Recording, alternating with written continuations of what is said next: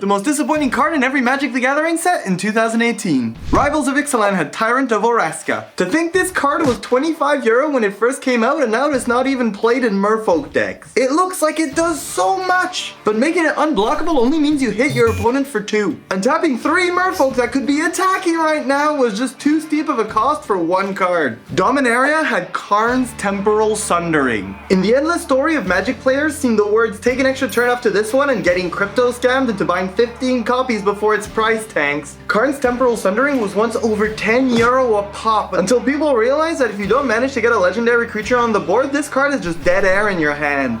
And if you do, by some measure, untap with a legendary creature that is unharmed, you get a 6 mana extra turn spell. Congratulations! You wouldn't even have played a 6 mana extra turn spell if the art hadn't been that cool. In Battle Bond, we have Stunning Reversal. Imagine keeping up 4 mana the entire game just in case you lost, to be able to instead have the great reward of being at 1 life. In a game of Commander, you ideally try not to lose. If you do, there is a non-zero chance that it's because you kept up 4 mana the entire time to play Stunning Reversal. Core Set 2019, we have Sarkhan Fireblood.